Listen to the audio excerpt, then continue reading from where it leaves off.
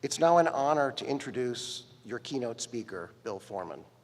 President and CEO of North Atlantic Industries, he's a valued member of my advisory council, and let's take a look at his career.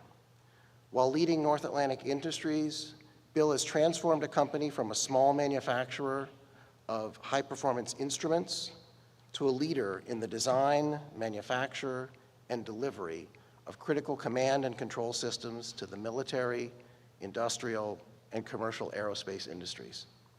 Previously, Bill held positions as Director of Finance at Dell Computer and Division Controller at Advanced Micro Devices. He's passionate about STEM education and creating opportunities for disadvantaged children. He supports several initiatives that engage and inspire young people to pursue science and technology careers, such as FIRST Robotics, the North Atlantic Industries Engineering Teaching Lab at Stonybrook University, and Public Color, a not-for-profit organization that uses color and design to transform public spaces and schools. He volunteers his time on various boards and councils that foster innovation and collaboration in the engineering and aerospace sectors. As I mentioned before, he serves on my Dean's Council for the College of Engineering and Applied Sciences at Stonybrook, and he's also a member of the Industrial Advisory Board for Electrical and Computer Engineering at Stonybrook. And he serves on the advisory board of Enlightenment Capital and is a member of the Young Presidents Organization. From the University of Rochester, he earned his Bachelor of Arts and a Master of Business Administration. Please join me in giving Bill Forman a warm welcome.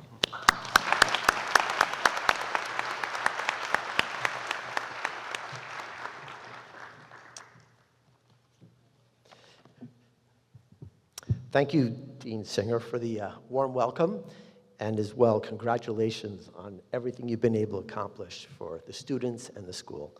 Done a fabulous job in your short time. Good afternoon, everyone. Sound is good?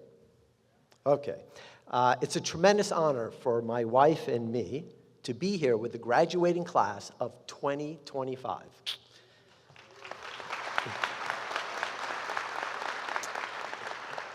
And with your family, friends, and faculty who helped you reach this important milestone. Graduates, I must say it's great to see so many familiar faces. It really makes me appreciate the close relationship North Atlantic has developed with the university and the student body. Really fabulous.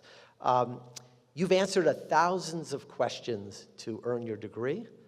Let me leave you with just one more.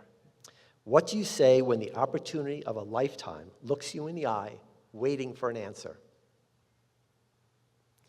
Well, that's exactly where I am early in my career, sitting in the Austin, Texas office of Michael Dell, the founder and CEO of Dell Technologies.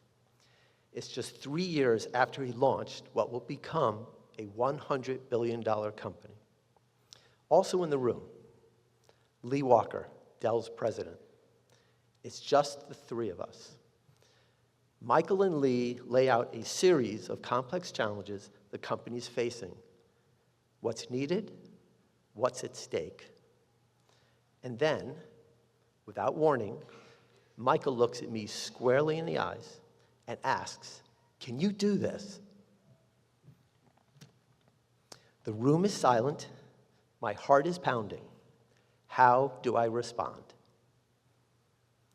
Long before I found myself sitting across from Michael Dell, I was standing on a factory floor, sweating through 90-degree summer days at my high school job in a sheet metal shop.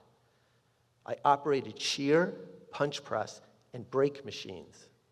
The parts we assembled had to be hauled by hand up 2 flights of stairs for storage, and a few days later, back down again when it was time to ship.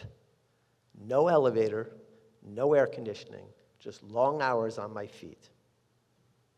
Those were formative days. I learned to appreciate the dignity of hard physical work.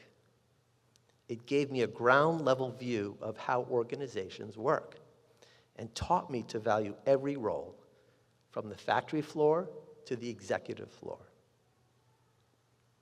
After college, I spent the next decade at 2 high-performing companies. I made my share of mistakes, but fortunately I learned on their dime. Also, I was able to watch great leaders in action.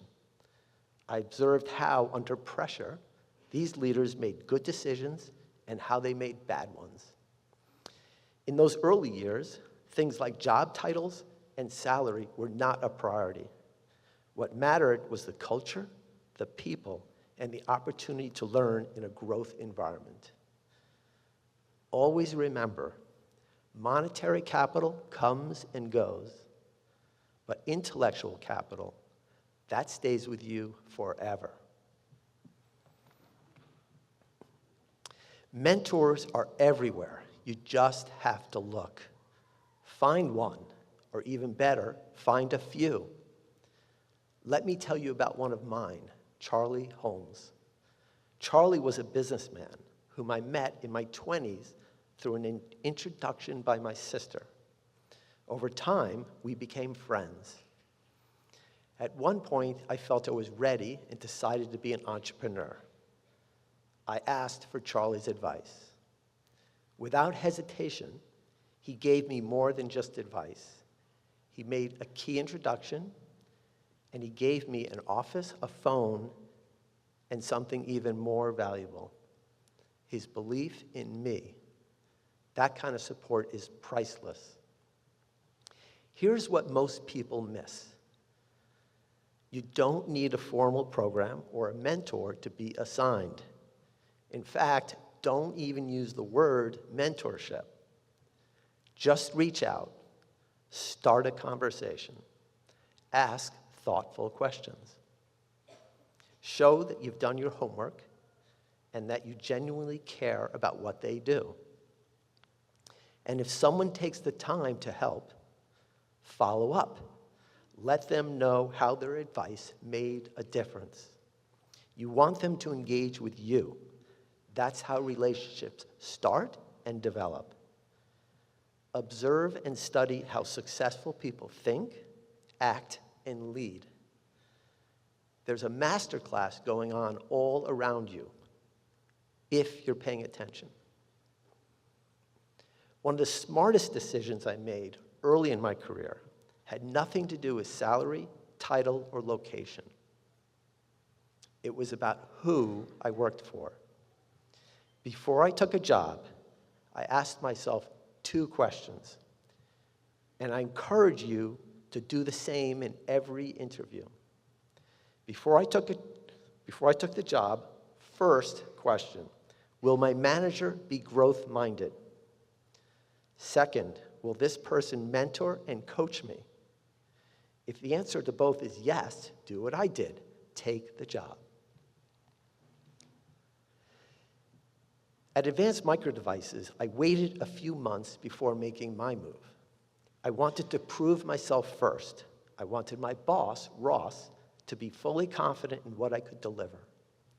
And once I knew I'd earned that trust, I sat down with him and had this conversation. Ross, I do everything you ask, plus more. In return, I want to learn your job. Now pause and imagine that moment. I'm young. I've only been there a few months. I don't know how he'll respond. Want to take a guess? He says yes. 1 hour every week, not to talk about my job, but his job. And when he gets promoted, I step into his role. That doesn't happen once, it happens twice. Now, I know that sounds bold, and it was. But let me tell you, the world needs bold people, especially those willing to take on difficult challenges. I didn't do just my job. I learned my boss's job. I thought about what my boss's boss needed, and I made it happen. That's how you get noticed. Now, here's the thing. When you take bold action like that, people won't always see the work behind it. They'll say you were just lucky. Right place, right time. But luck isn't the question. Luck will come. The real question is, will you recognize the opportunity? And will you be ready to seize it? My favorite definition of luck is simple. It's when preparation meets opportunity. You can't control when opportunity knocks. So don't be discouraged if it doesn't show up in a year or even 5, because it will come eventually. What you can control is how prepared you are when it does.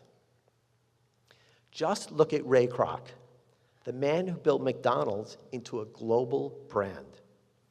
At 55 years of age, he's selling milkshake machines.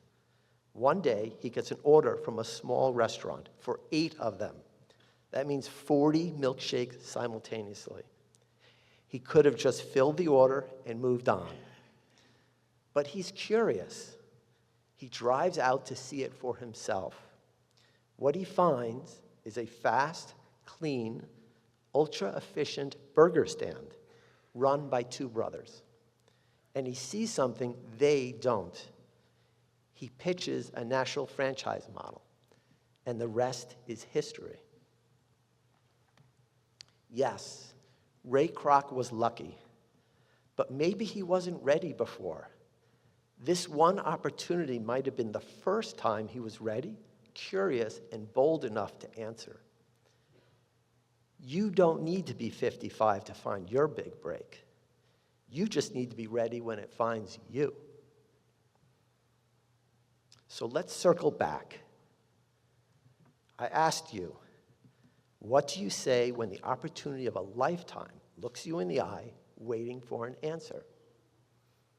Remember that moment in Michael Dell's office? Michael looks at me square in the eyes and asks, "Can you do this?" I look back at Michael, directly into his eyes, and calmly say, "Yes." We stare at each other in silence for 20 long seconds. Then Michael throws his arms up in the air and says, "Great, you're hired." If you haven't figured it out yet, that was a job interview with Michael. Why did I say yes? It wasn't because I had all the answers. I trusted my ability to figure out what I did not already know. I trusted my work ethic. And I trusted the relationships that I had built with colleagues and mentors who had my back. In fact, I ended up in Michael's office due to a recommendation from one of those colleagues. And right after I left that meeting, on the way in the parking lot, I called one of my mentors, Barry Weinman. He quickly confirmed that he would help if I needed it. I suddenly felt better about the job I was about to undertake. That's how the world works. Learn early, build relationships, earn trust. One day in the future, someone will ask, "Can you do this?" And even if your heart is pounding, even if your palms are sweating, I hope you look them in the eyes and respond with a yes. Then go prove it. Go build something amazing. Then go break it and build something even better. I still think about that day in Austin and how my life had prepared me for that moment. One day, your moment will come too. Congratulations, class of 2025. You did it. Thank you.